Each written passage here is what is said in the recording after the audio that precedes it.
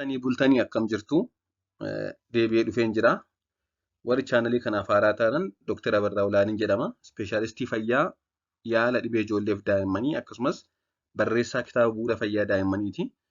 Chaanalii kanaaf haaraa ta'an waan hedduu irraa argattu waa'ee fayyaa sabiskiraayib gochuun maatii ta'an jedha. Mee har'ammoo waa'ee dhiita'uu yookaan hiita'uu handhuura daa'immanii ilaalla. Handhuurri daa'immanii tokko tokko baay'ee dhiita'ee guddatee mul'ata.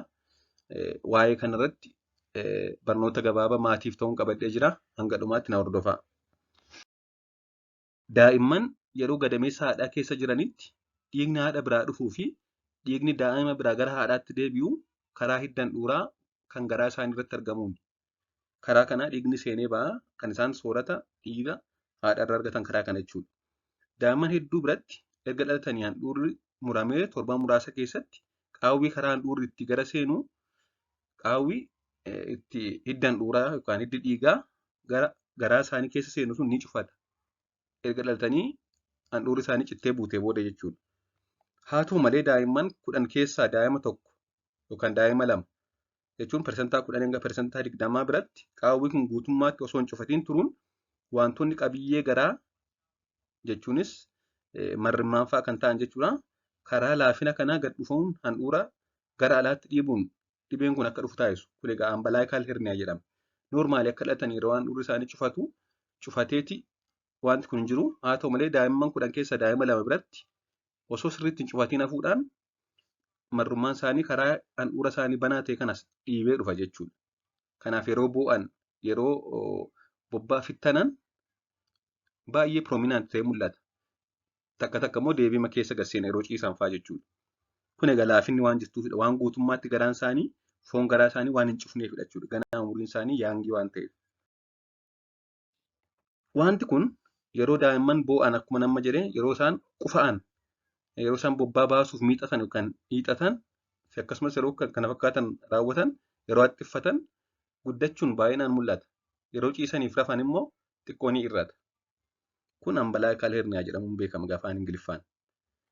Dhibeen kun daa'imman hedduu biratti hir'ataa deemuun hanga naannoo umurii waggaa 3tti ofumaan kan sirratudha. Daa'imman persentaa 95 bira ta'utti hir'ataa deemuudhaan naannoo waggaa 1 hanga waggaa 3 gidduutti ofumaan deebi'ee cufata jechuudha. Foon isaanii yeroo cufaa dhufu ni bada wanti kun. Kanaaf maatii yaaddessu hedduu waan nama yaaddessu miti. Kanaaf egaa maatiin maal gochuu qabu? Hanga waggaa 1-2tti ofuma obsuu qabu. Waan tokko bareedinaan ala rakkoo biraa rakkoo hedduun fidu yeroo baay'ee.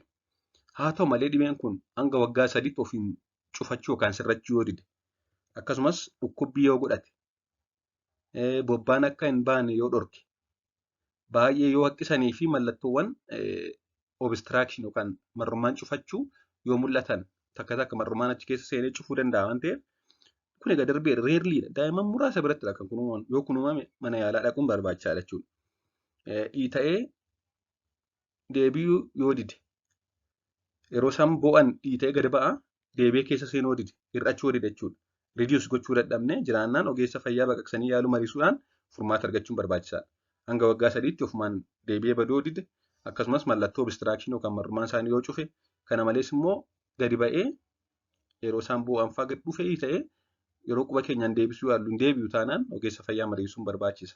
Kanaan ala garuu hanga waggaa 3tti ofumaan ni cufata waan ta'eef obsa barbaada. Bareedinaan ala rakkoo fayyaa tokkollee kan hin fiduu qabu yeroo baay'ee darbee daa'imman muraasa biratti marrummaan isaanii cufuudhaan obstruction yoo fide bichaa emergensiidhaan cufamuu barbaachisa jechuudha. Waan dhaggeeffattaniif hedduu galatoomaa turtii gaarii. Barnoota koo cufuun dura kan nuti dagachuu hin qabne maatiin tokko tokko maal jedhu dhibeen kun kan dhufu sababa ogeessi fayyaa yookaan namni biroo yeroo daa'imman dhalattu yookaan handhuura isaanii irraa muran baay'ee gottotaniif jedhanii yaadu. Namni handhuura irraa mure baay'ee waan gottoteef handhuurri isaanii gad dhufee kun akkasitti ta'ee jira jedhanii waan yaadaniif ogeessa fayyaa daa'ima sana handhuura irraa mure kompileen godhu yookaan akka sababaatti kaasachuu. Haa ta'u malee dhibeen kun gonkumaa kana wajjin waliin qabatu. Kun uumamaan waan jirudha. Foon garaa isaanii waan hin cufneefidha malee namni gottoteef namni handhuurri sun gottoteef miti kan dhalatu. Kana hubachuun sirriitti barbaachisaadha. Turtii gaarii.